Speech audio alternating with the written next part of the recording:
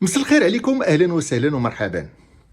اليوم 21 نوفمبر 2022، الساعه تشير الى 2:04 بعد الظهر حسب التوقيت المحلي ديال الولايات المتحده الامريكيه. معكم المعتقل السياسي السابق المهندس شفيق العمراني. مؤخرا كنت ساطح مع واحد الفيديو ديال مراجعات اللي كان دارها الاستاذ عبد السلام ياسين رحمه الله مع قناه الحوار اللندنيه مع الاستاذ تميمي، وتار الانتباه ديالي واحد المقطع وبغيتكم تسمعوه معايا. فقالوا هؤلاء في السجن وهذا لا يزال تجب اجتماعاته، فنحاول معهم تفاوضا وصلحا. فجاءوا إلي، وأتذكر يوما جاء أحد الكوميسارات مفوضين جاء إلي ومعه مخلوق من أغرب ما يكون، ضخم الجثة، طويل متران وضخم، ويعني تراه وتفزع منه، ولعله كان يريد أن يفزعني.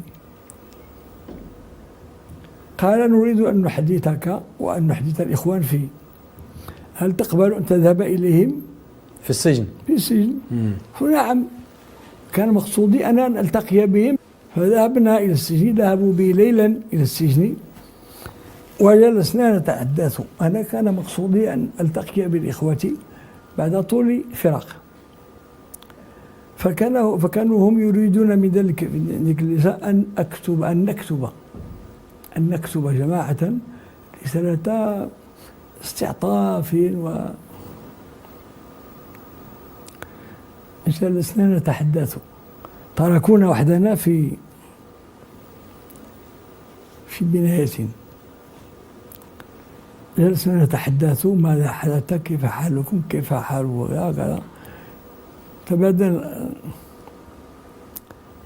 والحارس ينتظر، صاحب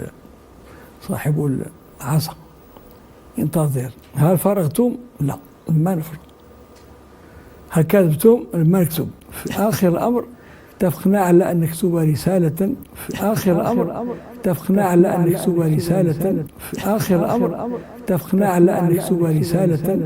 لم نستعطف ولم نسترحم ولم نتنازل ولم نقول عفى الله عما سلف أبدا، وانتهى الأمر. من بعد ما سمعنا لهذا المقطع هذا ديال الاستاذ عبد السلام ياسين رحمه الله، مزيان اننا نبشو ونعرفوا فوقهاش تمت هذه الزياره، فوقهاش لا سورطيه جاو هزوا الاستاذ عبد السلام ياسين رحمه الله من خيمته وغادي يديوه للحبس ديال سلا باش يتلاقى باعضاء مجلس الارشاد. اذا غادي نمشيو للموقعين الرسميين لجماعه الاحسان اللي هما الجماعه دوت نت وياسين دوت نت.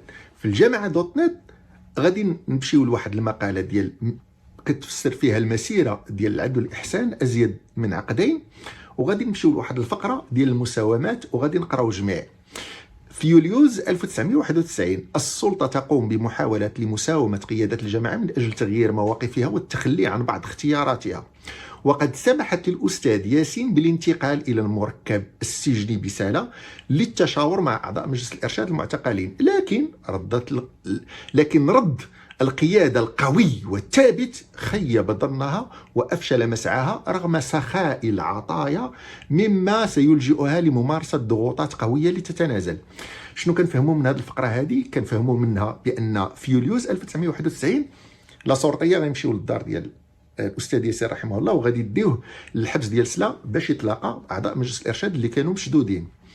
غادي نفهموا من هاد الفقره هذه بان الاجهزه ديال الدوله المغربيه كانت سخيه في العطايا لهاد اعضاء مجلس الارشاد اللي كانوا مشدودين في الحبس، ولكن اعضاء مجلس الارشاد كان الرد ديالهم قوي وكانوا ثابتين وما استطاعوش انهم يحنيوا الراس قدام هذا السخاء ديال العطايا ديال السلطه.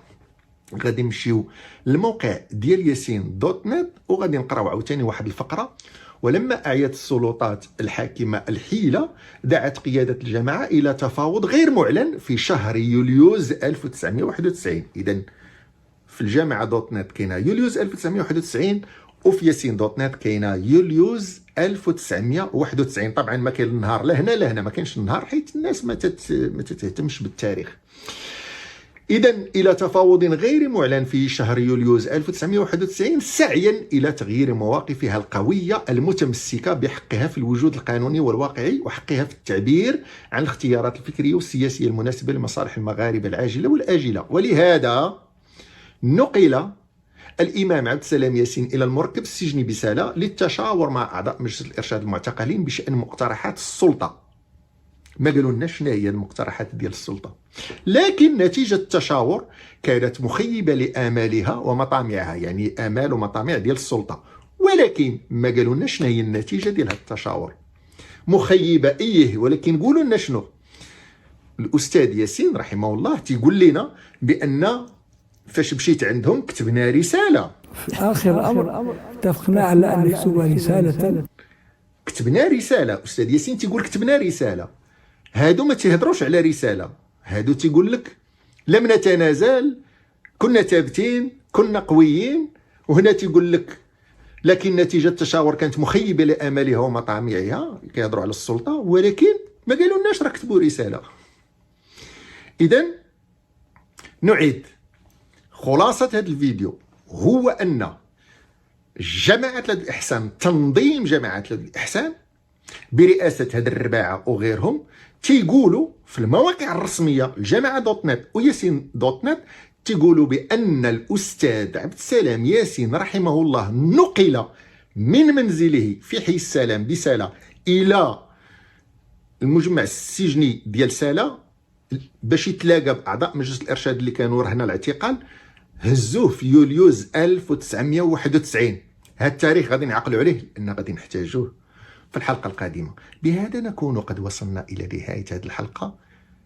نعتذر إلى غوتنا لأن الحالة تستدعي الغضب.